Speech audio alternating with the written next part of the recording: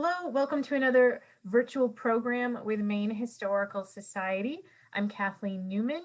It is June 21st, 2021, and this is Murky Overhead, a book talk with Michael Connolly. Michael Connolly is a lifelong resident of Portland's Munjoy Hill here in Maine. His experiences growing up in what was one of the city's main ethnic, predominantly Irish and Italian working class neighborhoods greatly shaped his thinking and have had a continuing influence on his writing. He was encouraged by his parents to be the first in the family to graduate from high school, let alone college. And Michael has been a professor of history and political science at St. Joseph's College in Maine. And he now holds the honorary title of Professor Emeritus. His research has focused on Irish and Irish American history and the labor movement in Ireland and America. And he is a published author of many lauded essays on the subject. In October of 2016, Mike was honored by receiving the Claddagh Award by the Maine Irish Heritage Center in recognition of his longtime promotion of Irish history and culture in Maine. And in addition to being the author of the book he'll be discussing tonight, Murky Overhead, he is also the author of They Change Their Sky, The Irish in Maine, John Ford in Focus, and Seated by the Sea, The Maritime History of Portland, Maine, and its Irish longshoremen. Thank you so much, Michael, for being here with us this evening. Thank you, Kathleen. That biography sounds like somebody I'd like to meet myself. Right? There you go. Well, I'd like to start by thanking you, Kathleen, for setting this up, and also to my friend Steve Bromwich, the director of Maine Historical Society. And best of luck on all of your upcoming programs as well. Thank you. So, as Kathleen said, I did author 3 academic books, which she described. All 3 of those had something to do, or directly to do, with the Irish in Portland or the Irish in Maine. And again, growing up on Munjoy Hill in a predominantly Irish and Italian neighborhood, I was aware of those issues from the time that I was really quite young. So, as they often say about novels, you write about what you know. One of the reviews of my latest academic book, Seated by the Sea, suggested that the story would make a good novel. And I had been thinking along those lines anyway, so when I heard somebody suggest further that I should do that, I took it even more seriously. And it was a long struggle, to be honest with you, to find a publisher. I think that there are so many more novelists out there than there are writers of academic history. And I think the publishing industry today is more and more contracted. So it was a difficult slog, but it finally worked out. The origins of this particular story started out at Boston College, where I did my postgraduate work. And I was in a sociology class at Boston College, and I had to come up with a topic. So I came up with the topic of the Portland Irish longshoremen, because my grandfather was a charter member of the Longshoremen's Benevolent Society, going way back to 1880, when he arrived in Portland from Galway. So from that small paper, it evolved into one chapter of my eventual dissertation at Boston College on the Irish longshoremen. And then it morphed into the book that was published by University Press of Florida, Seated by the Sea. And here I'd like to give my thanks, my sincere thanks, to Lincoln Payne, historian of Portland, who helped to direct me to that publisher because he knew of their maritime history series, and that was the appropriate place for me to land my book. Eventually, I was told by another friend of the work that Tower Publishing in Standish was doing, just starting with novels. They had done other things previously. The company itself was known for the city directories for many years, and now they work predominantly with legal studies. But I was very fortunate to meet with Marianne Hildreth, the editor there, And she and I had a wonderful time working together through Zoom, of course, on this project. I'd also like to thank very much Holly Reedy, who gave me her original artwork, which became the cover of the book. And they often say that a cover is what attracts people. So I hope that will work, because the cover is absolutely beautiful. Thank you, Holly, again. And also to Rebecca Blazing of Cumberland, who helped to do the design. The inspirations for this novel, Murky Overhead, I decided to aim high. So one inspiration was Charles Fraser, the author of Cold Mountain, a novel which I really enjoyed reading. And of course, it was made into a famous Hollywood film as well. Nicole Kidman, Jude Law, and Renee Zellweger. In that novel, Fraser goes back and forth from male voice to female voice, and I follow that pattern as well in my novel, Murky Overhead. The second inspiration, I decided to shoot even higher still, and I went for somebody who has a namesake in my family. My grandmother was a Joyce from Connemara, and I decided to borrow from James Joyce the idea of doing a novel in one day and one day only. So I chose January 31st, 1900, and all the action takes place on that one day in Portland, Maine. 6 chapters in the morning, 6 chapters in the afternoon, and 6 chapters in the evening. I think serendipity was involved because after I decided on that date, and when I started doing the research on that date, what was the temperature, what ships were in, what was going on in the city, to my amazement, I found out that the 3 times Democratic candidate for president, William Jennings Bryan, was actually in Portland on that particular day and gave a major speech at Portland City Hall, which I could, of course, retrieve from the Portland room at Portland Public Library. And that does become a major part of this novel.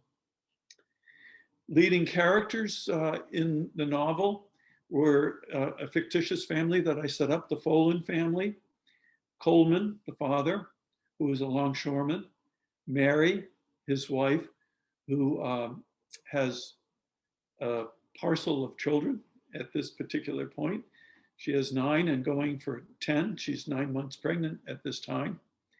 And all of their children, but predominantly the oldest boy, Johnny, who figures into the story. Together with Mary, you have her best friend, a young recent immigrant from Galway by the name of Nora Ward, and they travel around the city of Portland together, sharing their ideas, their thoughts, their wisdom, their fears, their hopes, etc.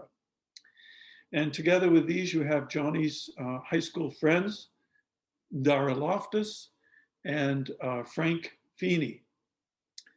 There are a few cameos that appear in the book. One of them that I mentioned before, William Jennings Bryan. The other, Thomas Brackett Reed, the former Speaker of the US House of Representatives and representative from Portland, who had just relinquished his speakership just prior to the time of this novel. Also Arthur Sewell of Bath, Maine, who in 1896 ran together with William Jennings Bryan on the ticket as his vice presidential candidate. And then also a very short appearance by John Feeney, young John Feeney, who's just about to turn 5 years old. And those of you who know the Portland history will probably recognize him as the future John Ford, America's most prolific film director. Finally, the title of the book. For the longest time, I had chosen The Road That Leads Back. It comes from a song that I could sing when I was very young. My father taught me this song, which takes place in the central Irish city of Athlone. The road that leads back to that tumble-down shack, in Athlone. And right up almost until the week before I sent this off to the editor, that was going to be the title. But at the last moment, I went with a verse of another song, a more succinct title, Murky Overhead, which also was a song that I was familiar with. But when the snow is snowing and it's murky overhead, it's nice to get up in the morning, but it's better to stay in bed. So from that title, a jovial little title, I think, Murky Overhead, which also I think illustrates the storyline that I'm trying to promote here of a family that was living in hardscrabble Portland, trying to feed a growing family, 9 growing on to 10, on a longshoreman's wages, dealing with issues such as hard work, labor, illness, poliomyelitis, alcoholism, discrimination, all of the things that that people in turn of the century America, and especially immigrant families, had to deal with. So enough for a background on the book. I think that probably what you might like to hear would be 2 or 3 readings from the book. So I've chosen a few just that are illustrative of some of the points that I'd like to share with you. The first one that I'm going to read from, I call Marcashine's Dog. Now, Marcashine is Marcus or Marcus would be the Irish form of the word of the name Mark. Marcashine means little Mark. And most of these are stories that I heard growing up, and I've adapted them into this novel. So the purpose of this one, or what I hope that it describes to you, is I think what is best referred to as bravado, or the Irish being brave about themselves or boastful about themselves, or in this particular case, 2 Irish longshoremen that are kind of showing their machismo. There's an unnamed woman that is sort of the butt of their joke here, and I think you'll understand the meaning of it. So this is an episode called Marcashine's Dog. Marcus Gorham's dog was a local legend. He was renowned for his ability to attract female dogs of all descriptions, shapes, and sizes.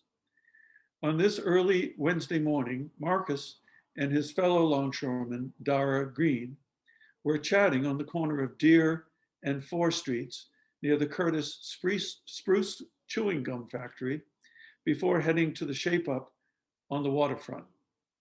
At this very same spot, on many summer days, the neighborhood children would often gather to retrieve pieces of spruce gum casually tossed to these anticipating street urchins from inside the factory. The practice was not considered to be a waste of resources, the company insisted, as it was deemed to be a sound business practice to help ensure future dependable customers. Then suddenly, a well-coiffed white female poodle with a very fancy jeweled collar happened to wander by. She was instantly smitten by the sight of a scruffy little mongrel, which was called Bran and owned by Mark Gorham, better known as Marcashine or Little Marcus. Bran took his name from the loyal Irish hound of the legendary Irish warrior hero Finn McCool. The 2 love-smitten canines, an odd couple if ever there was one, gleefully scampered through a hole in a nearby fence in search of a little privacy. Shortly thereafter, an elegantly dressed middle-aged woman arrived breathlessly on the scene. She was not only well attired, but unusually tall, quite portly, and entirely proper in her manner. Quite an unfamiliar sight in this neighborhood, to be sure.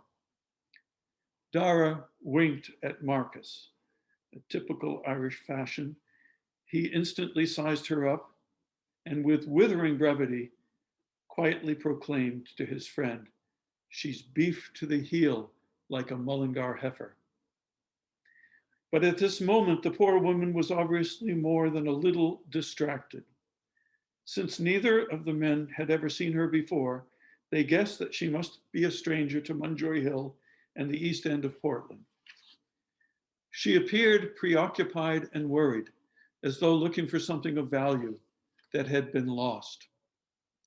Almost out of sheer desperation, she hesitatingly inquired of the two dock workers, "Have either of you gentlemen seen my Daisy?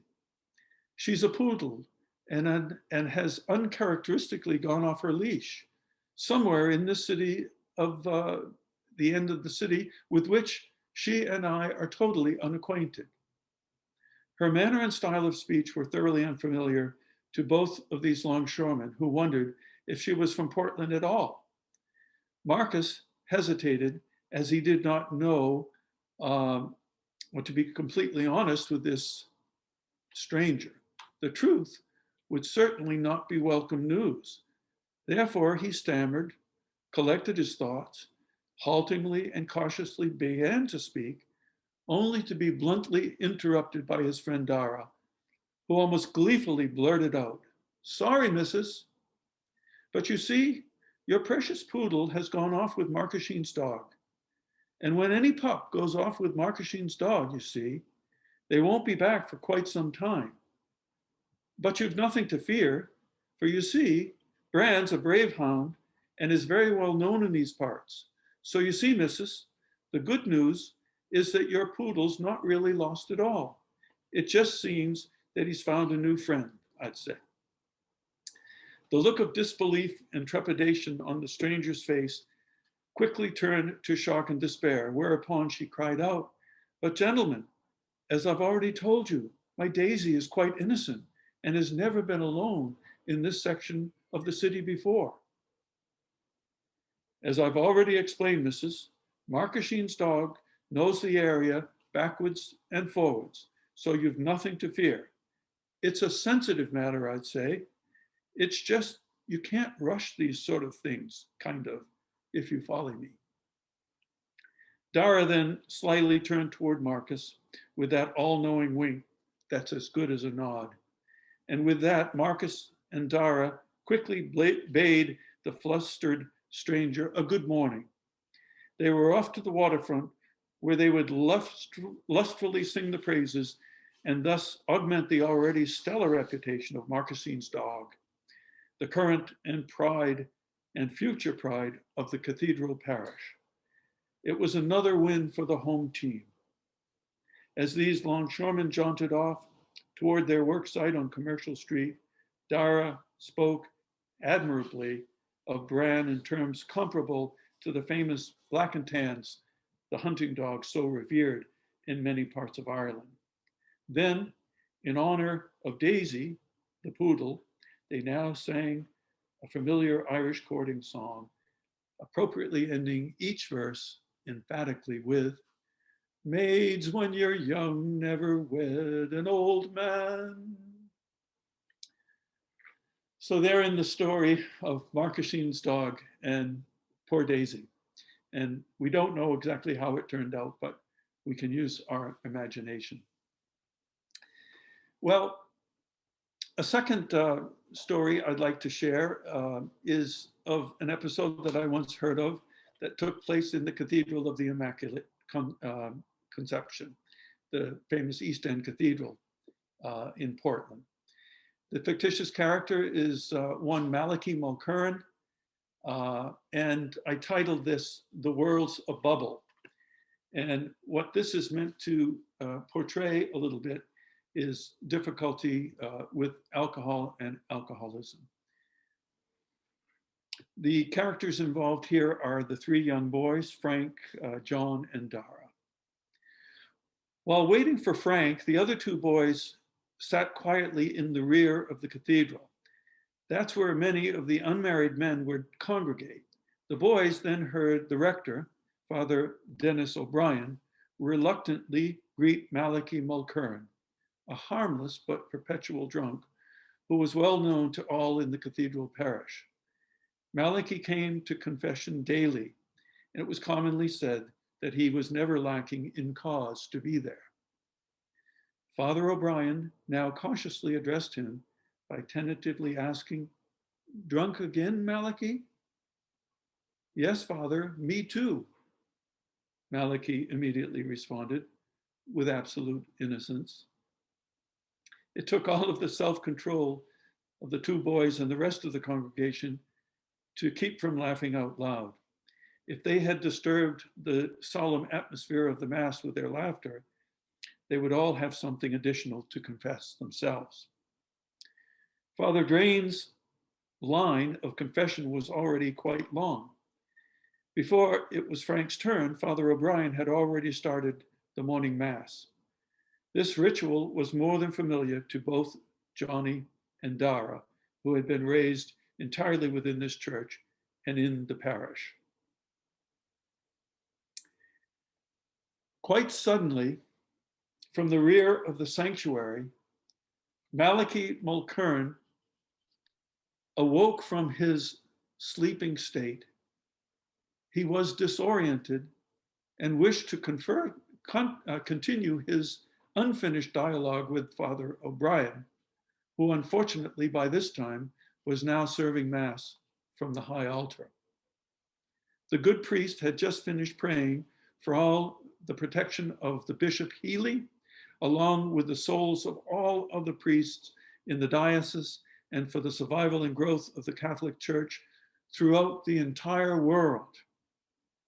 It was precisely at this point that an obviously frustrated Malachi barked out, "Sure, what do any of you know of the entire world, Father dear? Have you ever been there? What about the entire world does any of you really know?" While snickers of laughter could be heard throughout the sanctuary, one of the sextons serving at Mass that morning had worked with Malachi during his time as an active longshoreman, but this was before the booze had rendered him a threat to his own safety and that of his fellow dock workers. Malachi was actually still a dues-paying member of the union, but for obvious reasons, he was rarely chosen for the shape-ups for any of the regular gangs. The sexton tried heroically to quiet him and calm him down by imploring, "Malachi, you shouldn't interrupt Father O'Brien again. Please, Malachi." Sure, he's up there preaching about the whole world. And what would he be knowing about that? What does any of us know about the entire world? Sure, the world's a bubble. And what's the bubble? Only air. Well, that's the story of Malachi. And an unfortunate story it is, but in the Irish community, an altogether too familiar story, I'm afraid. The third reading that I'll go into now is a reading which involves Thomas Brackett Reed of Portland, former Speaker of the House, William Jennings Bryan, who actually is in Portland on this day, and Arthur Sewell, as I described before, from Bath, Maine. This is a dialogue that's being listened to by young Johnny and his friend Dara through a pass-through in Thomas Brackett Reed's house. So the dialogue begins. "Tom, that brings me to my major reason for asking for this meeting today. Again, I give thanks to you, Arthur, for arranging this to happen." So this is the voice of William Jennings Bryan. Thomas Brackett Reed's interest was now clearly piqued, and Bryan had everyone's full attention. Just on the other side of the wall, there was this fascinating conversation was occurring. Johnny and Dara were all ears. Something of interest was about to follow. "Along with the crowd outside this house, I had wondered, Mr. Bryan, as to your purpose in proposing this unorthodox meeting. Some fellow Republicans of mine out on the street, even this day, have asked me why I would sup with the devil. More than one of my friends has mentioned that several representatives of the nation's most influential newspapers are here today in our fair city to satisfy their curiosity on this very same issue. Well, Tom, that brings us to the crux of the matter.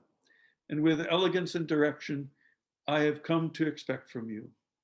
Although with the entire country, I was greatly moved by your courageous withdrawal from the speakership earlier this year, a position that was yours to keep simply by asking and simultaneously giving up this safest of seats representing Maine's congressional district in Portland.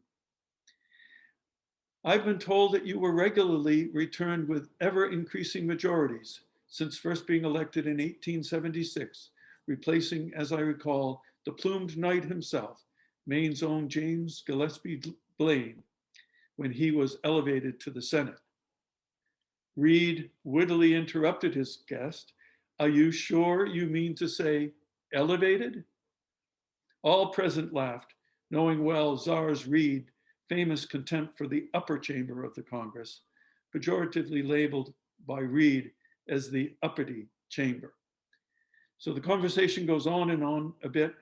And basically, what we discover is that William Jennings Bryan is in town, first of all, to talk and to give his congratulations to William Jennings Bryan for his opposition to imperialism, to the seizing of the Philippines, the Spanish-American War, and other related things, which basically cost him his seat. Thomas Brackett Reed felt that that imperialism was against the very structure of what it meant to be a Republican in the small r as well as the capital R meaning of that word. The conversation ends in this way. This again is William Jennings Bryan speaking. Tom, I would like to add my own personal admiration for your comportment during those recent trying times. Mr. Bryan is meant to be the silver-tongued orator among us, according to Arthur Sewell, but on several occasions during these debates, you hit the nail on the head with such passion and succinctness that you should have impressed and convinced any open-minded listener. During the treaty debate, you wrote, and this is Arthur Sewell quoting from what Thomas Brackett Reed said in the Congress. The quarrels which other nations have, we did not have. The sun did not set on our dominions, and our drumbeat did not encircle the world with our martial airs. Our guns were not likely to be called upon to throw projectiles which cost each of them the price of a happy home. That analysis of expansionism should have been committed to memory, according to Sewell, by all school children throughout the country. And finally, Tom, your comment during the same debate that was often quoted will prove, I'm sorry to say, prophetic when you stated, quote, we have bought 10 million Malays at $2 a head, unpicked, and nobody knows what it will cost to pick them. So here's three people that, at least on that subject of imperialism, all felt roughly the same way. I think I just have a few minutes left before we open it up to questions, and hopefully there will be a few questions. I see already, wow, there are 8 already there. So I'll go quickly here. I'll just kind of summarize this last one, perhaps. It's an example of anti-Semitism, which was everywhere prevalent in America at the turn of the 20th century, and unfortunately still prevalent these days. This is a group of ne'er-do-well Irish unemployed who have cornered a poor Jewish rabbi, and they're threatening him. He has done nothing, of course, other than the fact that he's identifiably not Irish. Upon the scene arrives the heroine in this case, Mary, who together with her friend Nora have just finished walking around the city. She's trying to get this fellow named Marcus to take his hands off the rabbi. Mary stepped forward, pleading, now Marcus, now boys, wisht. Step back now. One moment, please, Marcus. Now, this is Rabbi Finkelstein from just over on Deer Street, and he's a good friend of Mike Coley and me. This last statement was stated with more than a slight exaggeration. But she continued, he belongs here as much as any of us. He belongs back where he came from, wherever the hell that might be, roared Marcus, still undeterred, with his stained eye patch now more than slightly askew. The eye patch was displaced enough to reveal a jagged scar from a knife fight just a couple of years earlier that had taken out one of his eyes.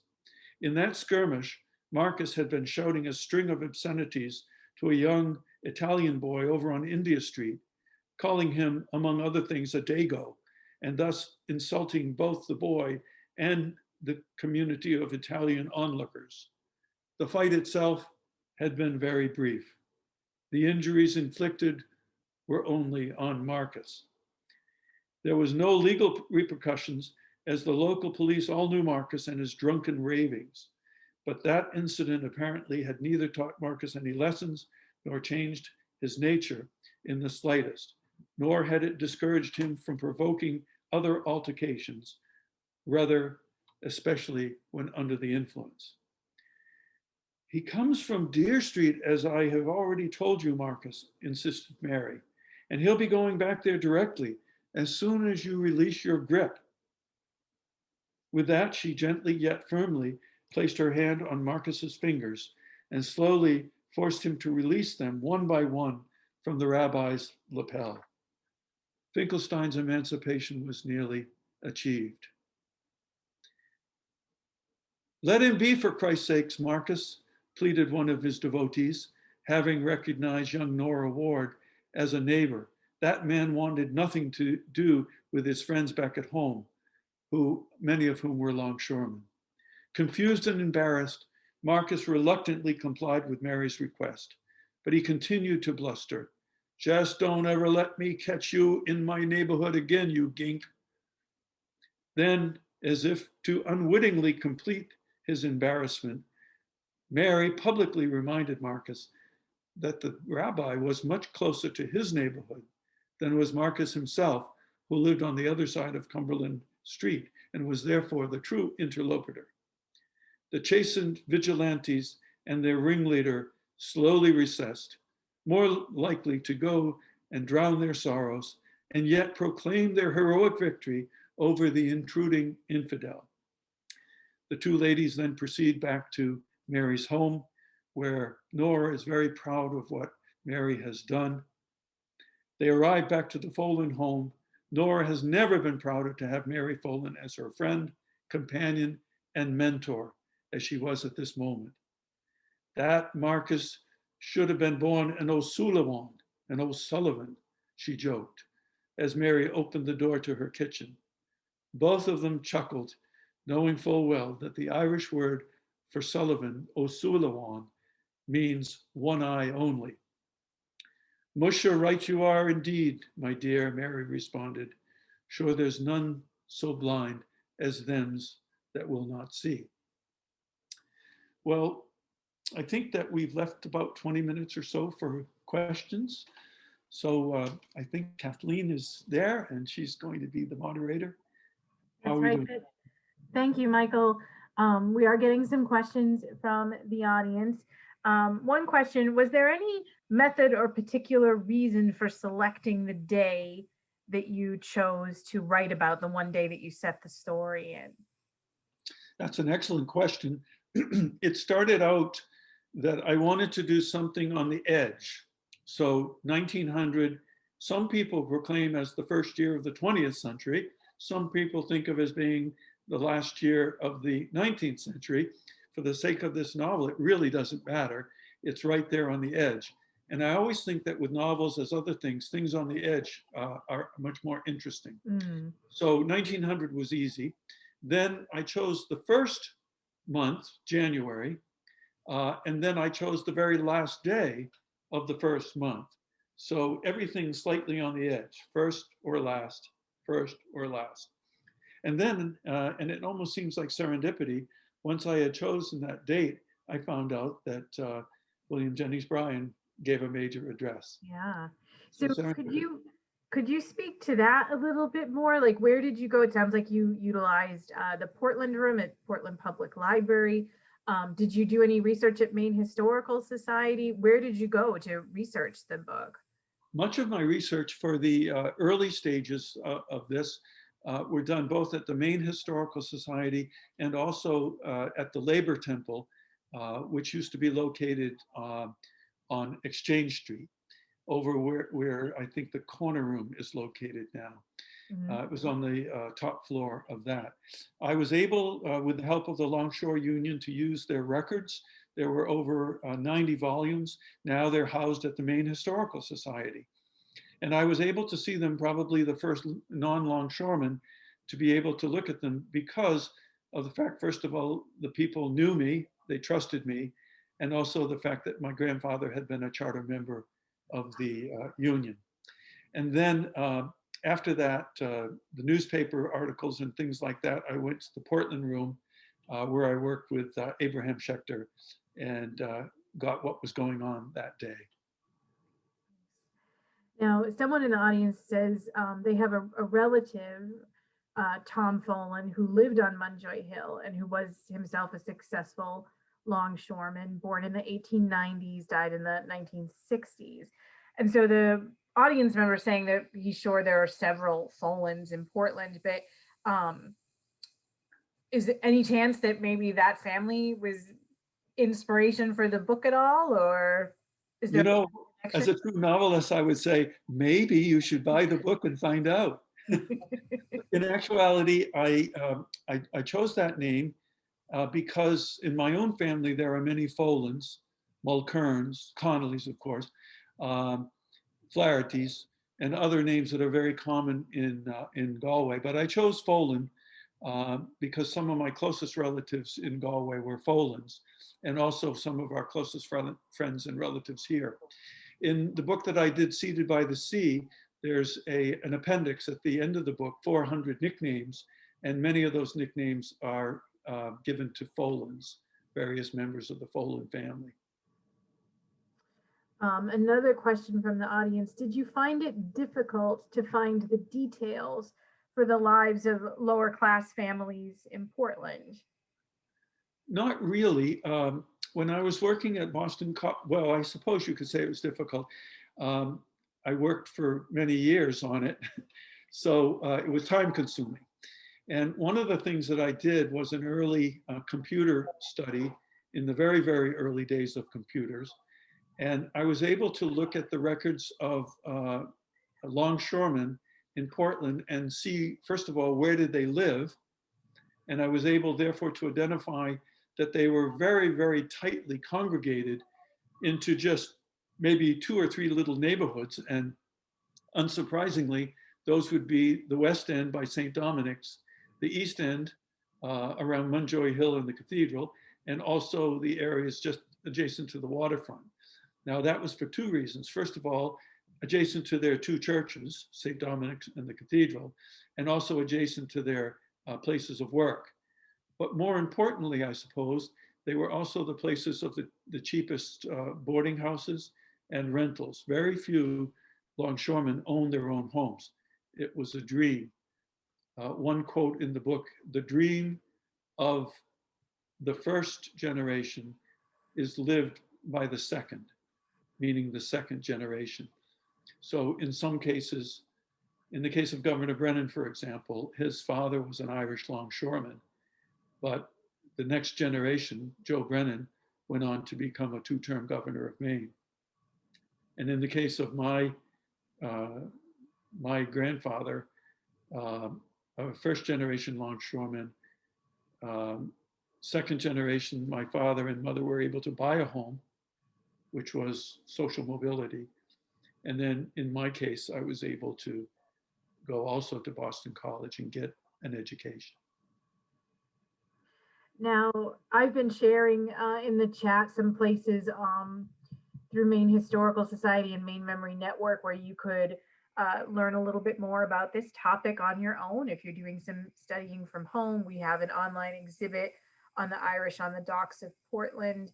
And I also shared some images from the Curtis Chewing Gum Factory, the Cathedral of the Immaculate Conception. We have a great photograph of Thomas Brackett Reed sitting in a window in a building in Portland.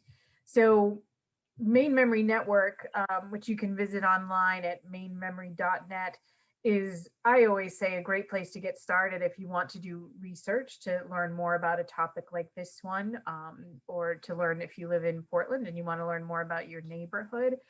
Michael, where would you recommend people go if they wanted to learn? If they said, "Oh, Folan is my family name," or "I'm curious about this neighborhood on Munjoy Hill with so many Italian and Irish Americans." If they wanted to do research, whether it's family research or something a little more broad, where would you recommend they go? How do they get started? Well, you mentioned the Irish on the Docks of Portland in Maine Memory Network, and that's something that I created a number of years ago. And in that, I put a lot of quotations from several of the Irish dock workers. They're very interesting. They're lovely, beautiful use of the English language as adapted, I guess you could say, by Irish. So I would start there. Maine Memory Network is a good place to go. Another place to go would be some of the other books that have been written about the Irish in Portland. You have Matthew Jude Barker's book on the Portland Irish, and you have Jim Mundy's book as well, Hard Times, Hard Men, which concentrate quite a bit on the Irish of Bangor and the Irish of Portland. And both of those books are excellent ones to go to, plus the three that I have either edited or written. In addition to those suggestions, I would also suggest the Maine Irish Heritage Center, which is located at the old St. Dominic's Church, corner of Gray Street and State Street. And there they also have a really excellent genealogical survey. You can go and be tested, and there's a huge number of people who have connections to Connemara in the western part of Galway, County Galway, Ireland.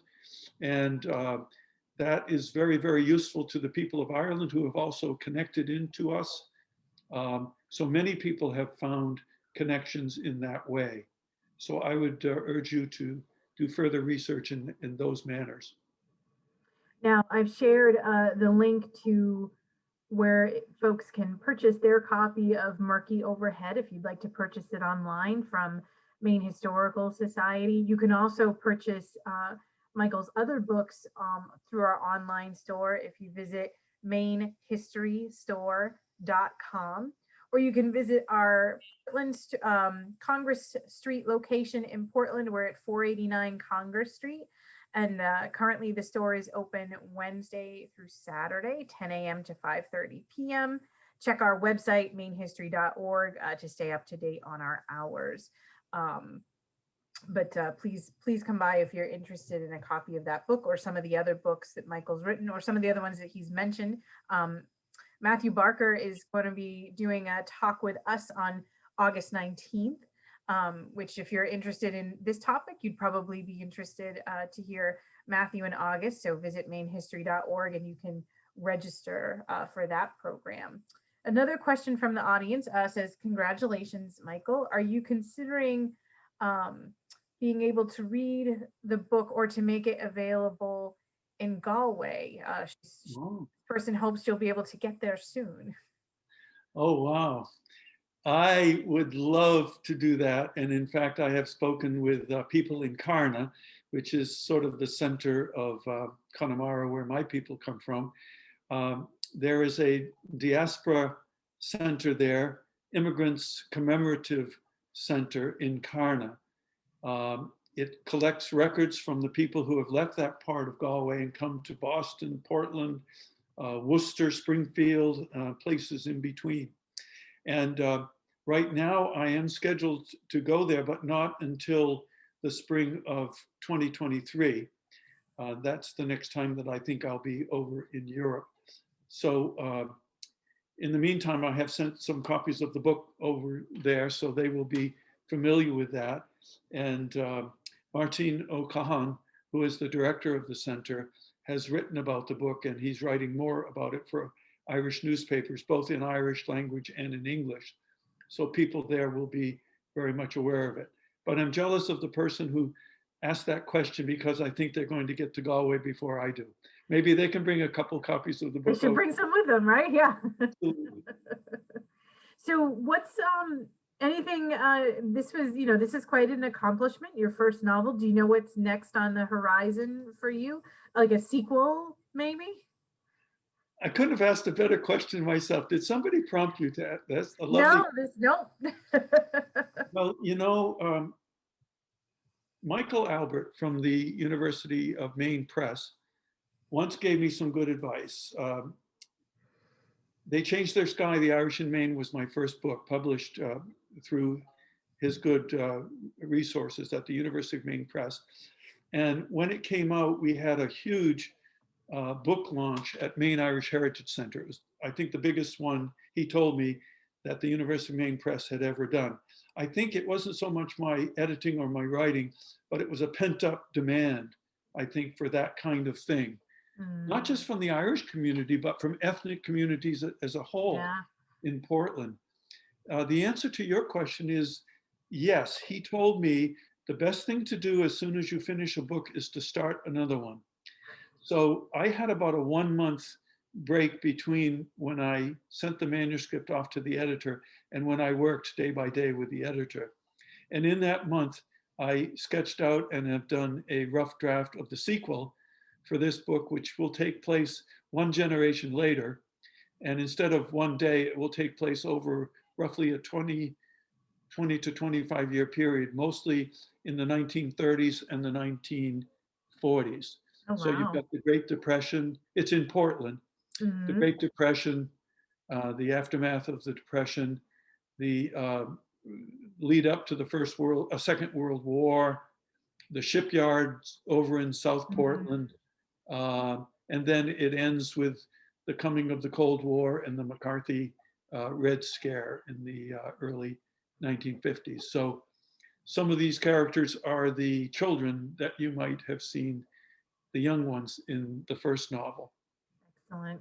Well, we're looking forward to reading this one, and now we're looking forward to reading the sequel too. So thank you again, Michael, so much. This was really enjoyable. Thank you for sharing your time with us this evening. Again, folks, the book is Murky Overhead, and you can purchase your copy at mainhistorystore.com.